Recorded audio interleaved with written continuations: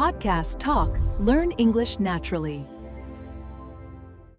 Don't waste your life.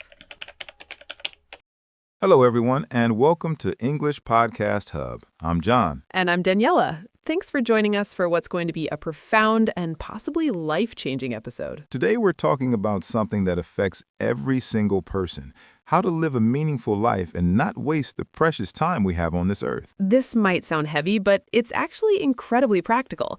We're going to discuss how to identify what truly matters to you, how to avoid common traps that waste our lives, and how to make the most of every day. And as always, we'll be improving your English along the way with rich vocabulary and meaningful conversation. But before we start, don't forget to subscribe, like the video, turn on notifications, and comment below. So, Daniela, let's start with the big question.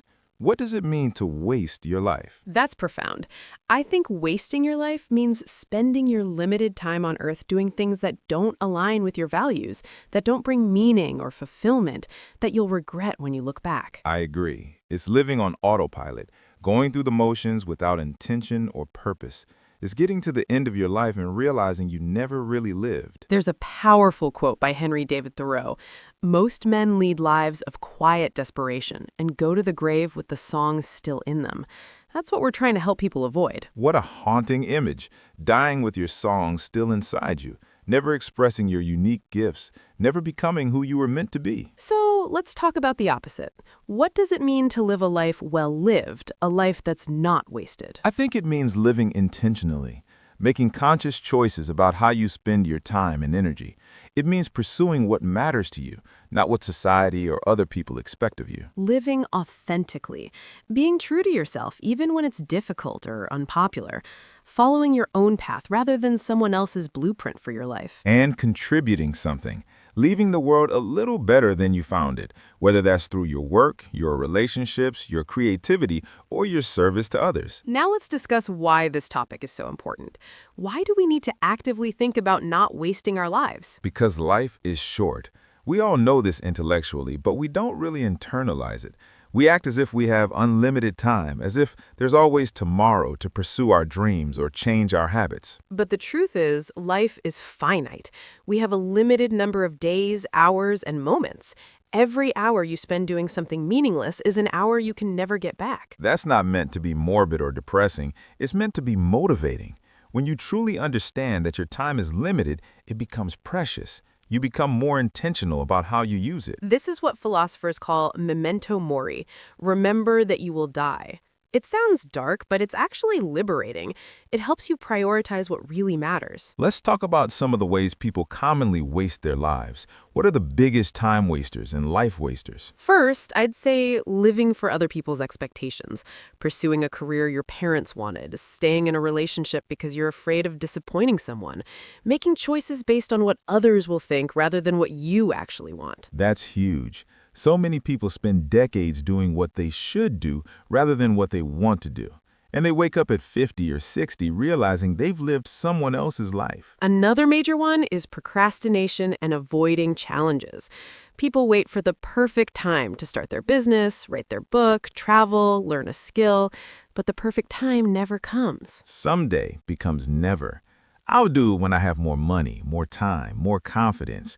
But those conditions rarely arrive, and years pass without action. What about distraction and mindless consumption? This is enormous in our modern world. Absolutely. People spend hours every day scrolling through social media, watching random videos, consuming content that doesn't enrich their lives in any meaningful way.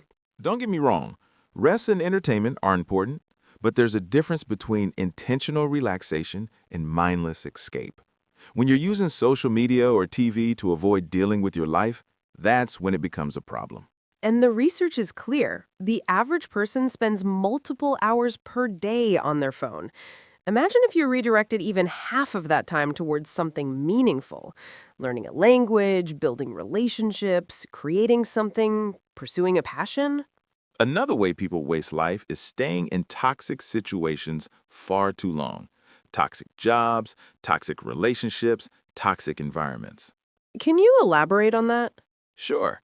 Sometimes people stay in jobs they hate for years, even decades, because of fear or inertia. They're miserable every day, but don't make a change because the unknown feels scarier than the known misery.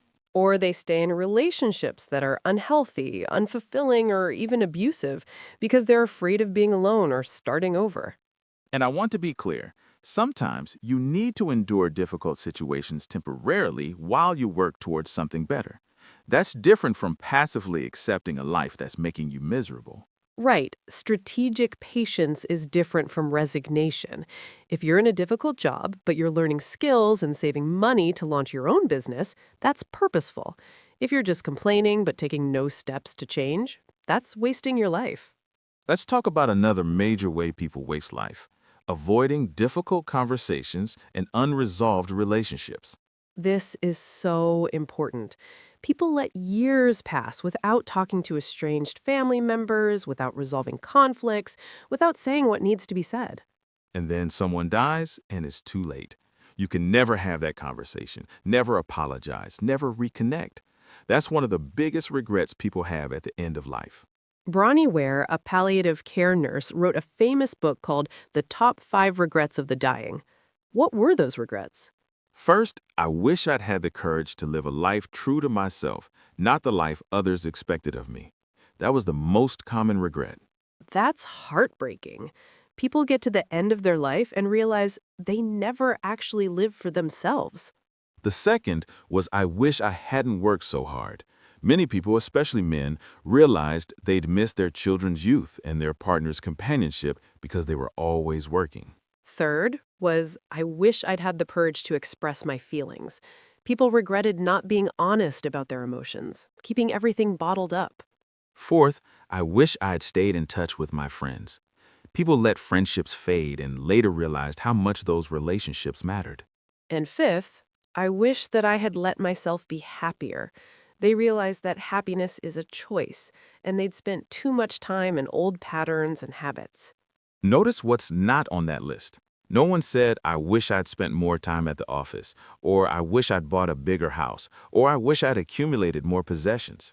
Exactly. At the end of life, people care about relationships, authenticity, experiences, and fulfillment, not material success or status. So let's shift to solutions. How do we actually live a life that we won't regret? How do we not waste our precious time? First, get clear on your values. What actually matters to you? Not what should matter, not what matters to your parents or society. What matters to you? This requires deep self-reflection.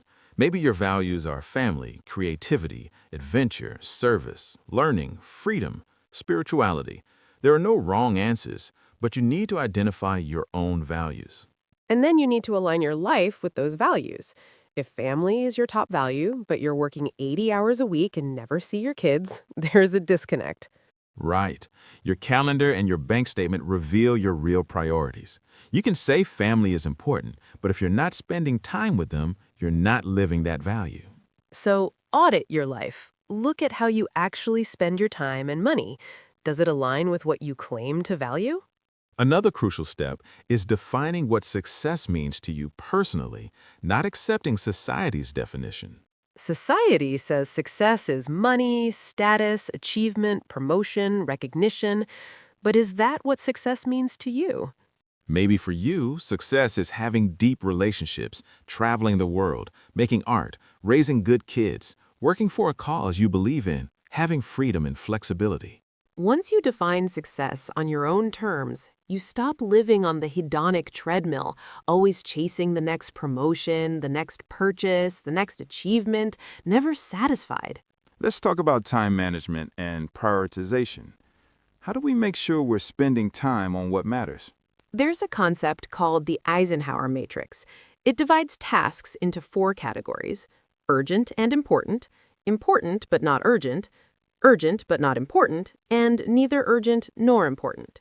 Most people spend all their time on urgent things, responding to emails, putting out fires, dealing with immediate demands, but the most meaningful activities are often important but not urgent. Like building relationships, working on long-term projects, taking care of your health, learning and growing. These things are easy to postpone because they're not urgent, but they're the foundation of a meaningful life. So you need to schedule time for important but not urgent activities. Put them on your calendar like you would a meeting. Otherwise, urgent but unimportant things will fill your time. Another powerful technique is the concept of memento mori meditation.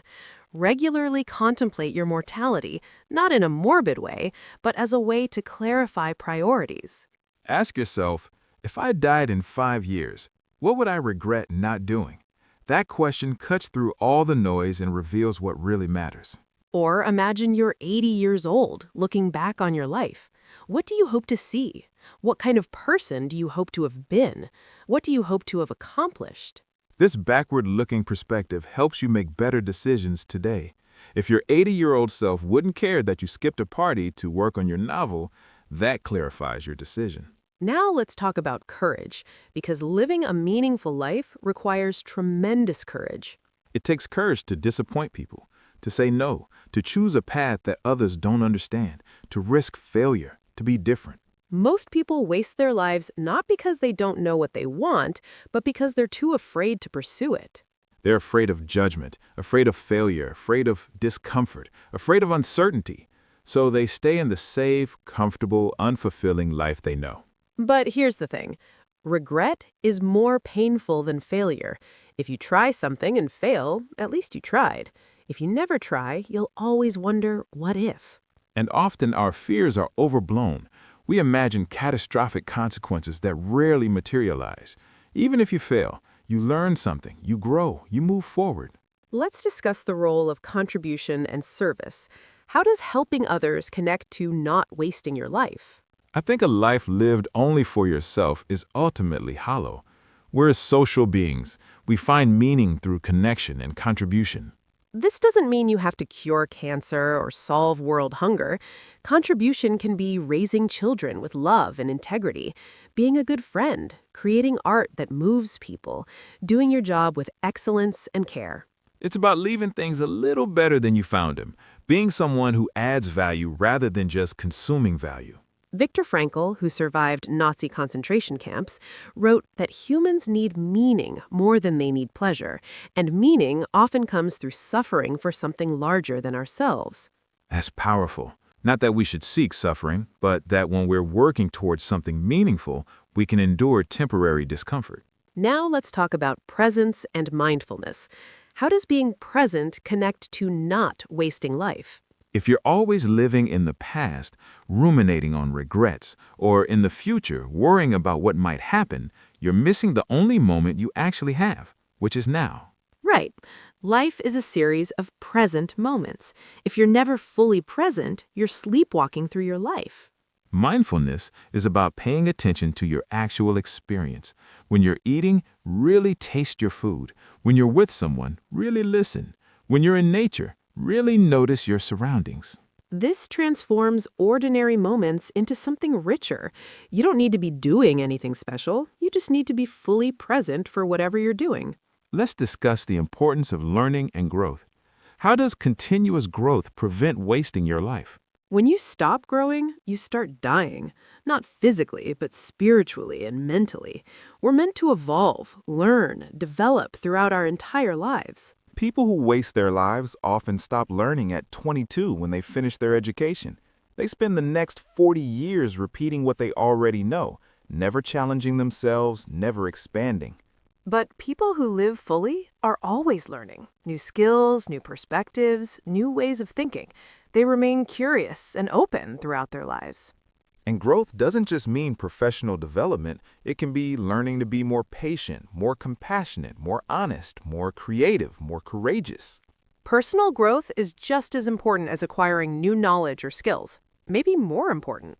Now let's talk about relationships, because I think this might be the most important area. How do relationships connect to a life well lived? At the end of your life, the quality of your relationships will matter more than almost anything else. Not how much money you made, not how many goals you achieved. Did you love well? Were you loved? The Harvard study of adult development, which followed people for over 75 years, found that close relationships are what keep people happy and healthy throughout their lives. Not wealth, not fame, not achievement. Relationships. People with strong connections are happier, healthier, and live longer. So investing time and energy in relationships isn't a waste. It's one of the most important things you can do. But here's the thing. Good relationships require effort. You can't just expect them to maintain themselves. You need to show up, communicate, resolve conflicts, be vulnerable, give your time and attention. Many people waste their lives by taking relationships for granted, always being too busy, never making time for the people who matter most. And then something happens. Someone dies, a relationship ends, and they realize too late what they lost. So prioritize the people you love. Schedule time with them. Put away your phone when you're with them. Have real conversations. Create memories. Don't wait for the perfect moment. Make the moment perfect by being present. Let's discuss the concept of enough. How does knowing what's enough prevent wasting your life? In modern consumer culture, there's always more. More money, more possessions, more status, more success. The goalpost keeps moving. But if you never define what enough is, you'll spend your entire life chasing more, never satisfied, never at peace. You need to decide, how much money is enough for me to live comfortably? What level of success is enough? How many possessions are enough? Once you reach enough, you can stop climbing and start living. You can focus on what actually brings fulfillment rather than constantly pursuing more. This doesn't mean you can't have ambitions or goals, but it means those goals come from genuine desire, not from a feeling of insufficiency. Now let's talk about health, because you can't live a full life if you're not taking care of your body. So many people sacrifice their health for success, then spend their later years sacrificing their wealth to try to regain their health. It's backwards. Your body is the vehicle that carries you through life. If you neglect it, poor diet, no exercise, inadequate sleep, chronic stress, you're limiting your ability to do everything else. And it's not just physical health. Mental health is equally important. If you're depressed, anxious, or burned out, you can't fully engage with life. So, taking care of yourself, eating well, moving your body, getting sleep, managing stress, seeking help when needed, isn't selfish, it's foundational. Let's discuss risk and comfort zones. How does playing it too safe waste your life? Growth and comfort can't coexist. If you're always staying in your comfort zone, choosing safety over possibility, you're missing out on so much of what life has to offer. The biggest adventures, the most meaningful achievements, the deepest relationships, they all require risk. You have to be willing to be uncomfortable, to potentially fail, to look foolish. And yet, so many people organize their entire lives around avoiding risk and discomfort. They choose the safe job, the safe relationship, the safe life. But safety is an illusion. The safe choice has risks too. The risk of regret, the risk of never knowing what you could have become. So embrace calculated risks. You don't have to be reckless, but you do have to be willing to step into uncertainty sometimes. Now let's talk about forgiveness. Because both forgiving others and forgiving yourself, how does holding on to resentment waste your life? Resentment is like drinking poison and expecting the other person to die. When you hold grudges, you're the one who suffers. Forgiving doesn't mean what happened was okay. It means you're choosing to release the burden of anger and bitterness so you can move forward. And forgiving yourself is equally important. Many people waste years punishing themselves for past mistakes, unable to let go and grow. But you can't change the past. You can only learn from it and choose differently going forward. Self-forgiveness isn't letting yourself off the hook. It's giving yourself permission to evolve. Let's discuss creating versus consuming. How does the balance between these affect whether we waste our lives? Modern life makes it incredibly easy to consume. Consume entertainment, consume information, consume other people's content and creations. But we're meant to be creators too, not just consumers. Everyone has something unique to create, whether it's art, ideas, solutions, experiences, or simply a well-lived life. When you spend all your time consuming, you're living vicariously through others instead of creating your own experiences and expressions. So ask yourself, am I spending more time consuming or creating? More time watching other people's lives or living my own? This doesn't mean you can't enjoy entertainment or relaxation, but the balance matters. Now, as we approach the end, let's talk about legacy. What do you want to leave behind? Legacy isn't just for famous people. Everyone leaves a legacy, an impact on the people they knew, the work they did, the values they lived by. What do you want people to say at your funeral? How do you want to be remembered? What impact do you want to have had? These questions aren't morbid. They're clarifying. They help you focus on what really matters. And your legacy isn't just what you accomplish, it's who you are, how you treat people, the values you demonstrate, the love you give. Some of the most meaningful legacies are invisible. A teacher who inspired students, a parent who raised good humans, a friend who was always there. So let's end with some practical action steps. If someone is listening to this and realizes they need to make changes, what should they do? First, take time for honest self-reflection. Are you living the life you want? If you're not, why not? What needs to change? Second, define your values and priorities clearly. Write them down, then compare them to how you actually spend your time. Third, identify one significant change you need to make.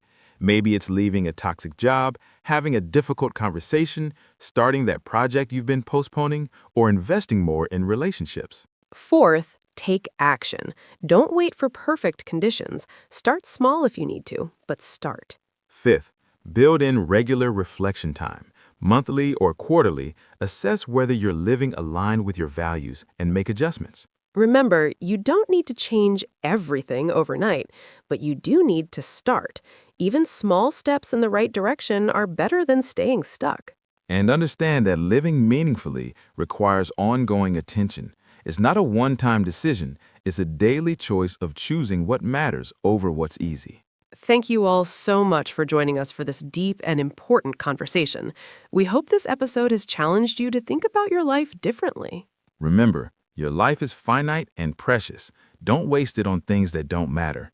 Be brave, be authentic, be present, be loving. As the saying goes, the trouble is you think you have time. You don't. None of us do. So start living fully, starting today. If this episode resonated with you, please subscribe, leave us a review, and share it with someone who needs to hear this message. And we'd love to hear from you. What's one change you're going to make after listening to this episode? Until next time, don't waste another day. Live intentionally, love deeply, and make your life count. See you next week.